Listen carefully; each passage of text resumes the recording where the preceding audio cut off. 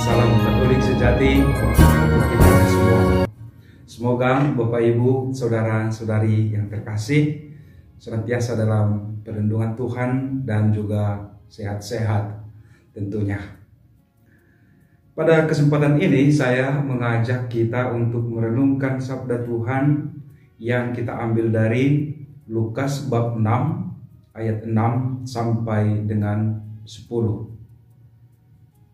Dalam kitab suci kita, judul dari perikop yang baru kita dengarkan adalah Yesus menyembuhkan orang pada hari Sabat. Sekali lagi, Yesus menyembuhkan orang pada hari Sabat. Bacaan Injil ini sangat menarik untuk kita renungkan, untuk kita refleksikan. Karena di dalam kisah Injil ini diceritakan atau dikisahkan bahwa Yesus menyembuhkan seorang yang tangan kanannya telah mati. Ya, mati tangan kanannya katanya. Di sebuah rumah ibadah, dan pada waktu itu Yesus sedang mengajar pada hari Sabat. Nah, pada saat itulah Yesus menyembuhkan orang yang sakit mati tangan kanannya tersebut. Bapak Ibu, saudara-saudari yang terkasih, agar kita tidak meraba-raba bagaimana persisnya kisahnya, maka saya akan coba terangkan secara ringkas. Pada waktu itu adalah hari Sabat, dan Yesus sedang mengajar di rumah ibadah.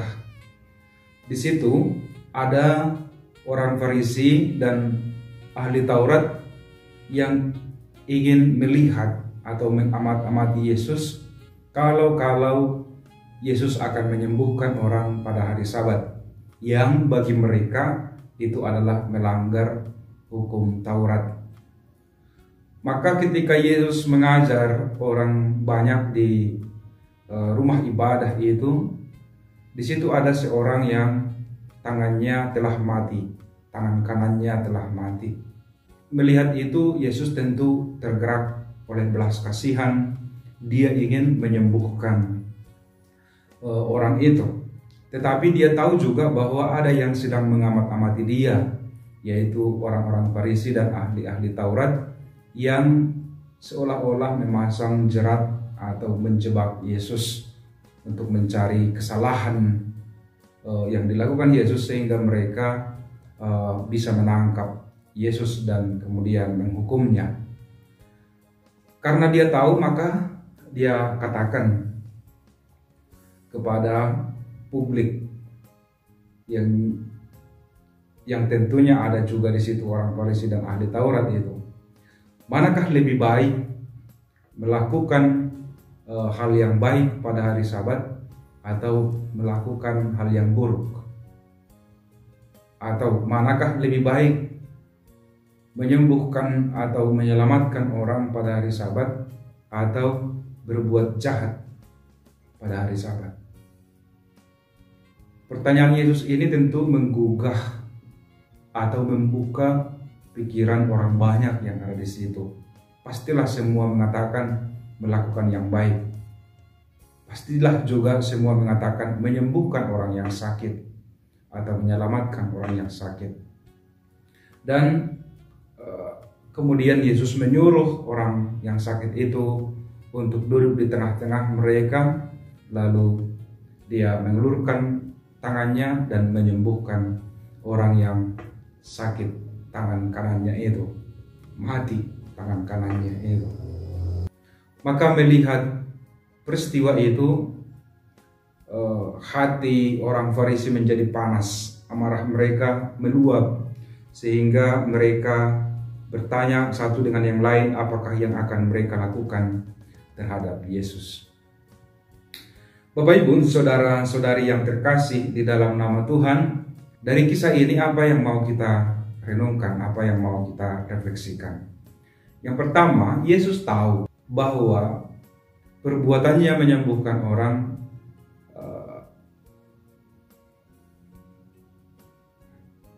menimbulkan pro kontra di dalam masyarakat atau di dalam rumah ibadah itu sendiri. Tetapi sekalipun demikian, Yesus lebih melihat manfaat dari apa yang dilakukannya. Apakah Yesus tahu tentang aturan, tentang hukum Taurat? Dia tahu, sangat tahu. Tetapi dia juga tahu bahwa orang ini membutuhkan pertolongan. Orang ini membutuhkan sentuhan atau bagaimana caranya agar ia normal kembali. Maka dia disembuhkan. Hukum yang dipertahankan oleh ahli-ahli Taurat itu jauh lebih kecil manfaatnya, faedahnya dibanding dengan perbuatan Yesus yang telah berbuat baik, yang telah menyembuhkan dan menyelamatkan orang pada saat itu juga. Maka saudara-saudari, kita juga dalam keseharian hidup kita sehari-hari kerap menjumpai hal seperti ini. Sebagai contoh misalnya, ketika ada orang yang kecelakaan, jatuh di tengah jalan, lalu kita membiarkannya begitu saja karena kita takut kelak atau nanti ya polisi memanggil kita menjadi saksi, atau bahkan kita menjadi dituduh sebagai pelaku atau orang yang membuat orang itu menjadi kecelakaan dan lain sebagainya.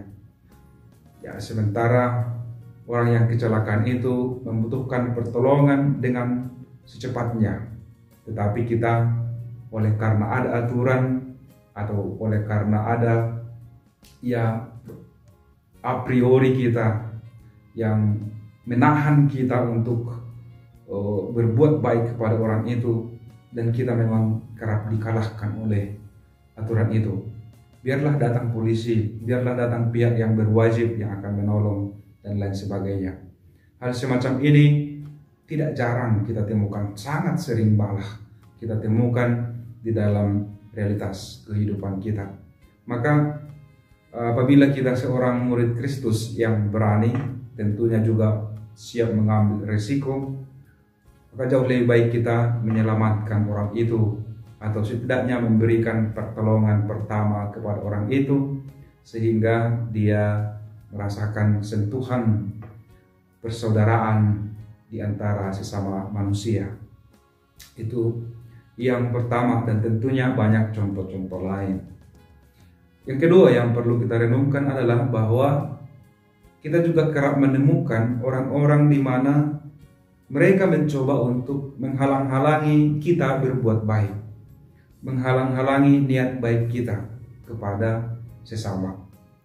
Nah, ini juga tentu tidak baik, seperti orang Farisi dan ahli-ahli Taurat tadi yang mengamat-amati Yesus bukan untuk mengikuti dia dan untuk mendengarkan apa yang dikatakannya, tetapi untuk membuat perangkap. Kalau dia akan berbuat atau bertindak salah, maka kita akan menangkap dia atau menuduh dia telah bersalah dan lain sebagainya. Tentunya hal semacam ini bukanlah ciri khas murid Kristus. Kita tidak pernah diajari untuk melihat-lihat kesalahan orang lain. Malah dikatakan, lihatlah dulu kesalahanmu sendiri, lalu baru kamu bisa melihat ya kesalahan orang lain. Jadi itu yang diharapkan dari murid Kristus. Artinya kita harus mengintrospeksi diri terlebih dahulu, lalu kemudian melihat kesalahan orang lain, itu pun dengan cara yang telah diajarkan oleh Yesus juga. Maka kita harus tampil sebagai murid Kristus yang senantiasa memberi dukungan bagi siapapun saja yang melakukan perbuatan baik di tengah-tengah masyarakat kita, atau di dalam kehidupan kita, di dalam lingkungan masyarakat dan lain sebagainya. Itu yang kedua. Yang ketiga, Bapak Ibu Saudara-saudari, kita dengarkan tadi bahwa Yesus menyembuhkan tangan kanan dari orang yang sakit itu. Tangan kanannya sudah mati. Tangan kanan ini adalah simbol dari keperkasaan, simbol dari kemampuan seseorang, simbol dari otoritas seseorang, atau juga simbol dari kekuasaannya. Orang yang tidak memiliki tangan kanan atau yang sudah mati tangan kanannya, dia pasti akan dianggap atau dipandang sebelah mata di dalam masyarakat. Karena pastilah dia tidak produktif lagi sebagai manusia. Apalagi pada zaman itu, tangan kanan sangat penting untuk berperang. Kalau tangan kanan tidak lagi berfungsi atau sudah mati, maka dia tidak bisa lagi berperang. Dan kalau dia seorang laki-laki, kejantanannya sudah diragukan 50%, atau bahkan tidak dihitung sama sekali lagi, dipandang sebelah mata. Maka di sini Yesus memulihkan martabat kemanusiaan orang itu. Artinya dari yang tidak dianggap sebagai manusia yang produktif lagi pada waktu itu, menjadi diproduktifkan kembali. Tangannya disembuhkan, itu berarti kemampuannya disembuhkan, kekuasaannya disembuhkan, otoritasnya disembuhkan. Misalnya sebagai seorang ayah keluarga yang selama ini sudah diremehkan, kini pulih kembali. Maka martabat kemanusiaannya itulah yang diangkat oleh Yesus kembali. Dan kita tahu atau bisa kita bayangkan bagaimana bahagianya orang yang disembuhkan itu. Maka Bapak Ibu, saudara-saudari yang terkasih di dalam nama Tuhan kita Yesus Kristus, sebagai muridnya kita juga dipanggil untuk memulihkan martabat kemanusiaan. Kita dipanggil untuk mengangkat orang dari keterpurukannya. Kita dipanggil untuk mengulurkan tangan kepada orang yang membutuhkan pertolongan.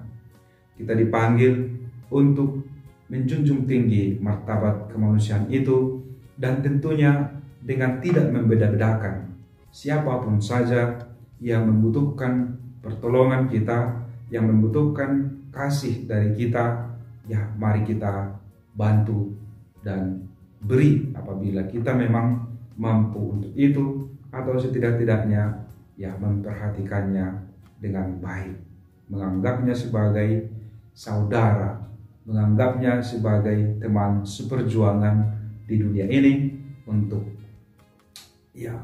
meraih kesuksesan dalam arti kerajaan Allah. Bapak Ibu, saudara-saudari yang terkasih di dalam nama Tuhan kita Yesus Kristus, tentu ada banyak yang boleh kita renungkan dari bacaan Injil ini.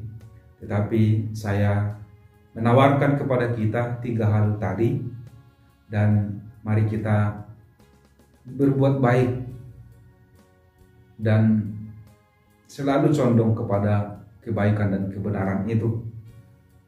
Kita tentu sebagai murid Kristus tidak boleh dikalahkan oleh kejahatan dan kesalahan.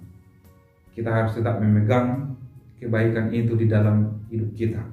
Kalau itu baik, lakukan saja. Tidak usah menyesal, tidak usah berpikir panjang, tetapi lakukanlah itu demi kebaikan orang yang mau kita bantu, dan juga demi kemuliaan Allah Bapa yang telah menciptakan kita, dan juga demi Yesus Kristus yang telah memberi pelajaran kepada kita bagaimana harusnya kita hidup sebagai murid-Nya. Tuhan pasti selalu berpihak kepada kita ketika kita berjuang untuk melakukan yang baik. Maka yakinlah, percayalah bahwa Dia akan selalu mendukung dan menyertai kita sekarang dan selama-lamanya.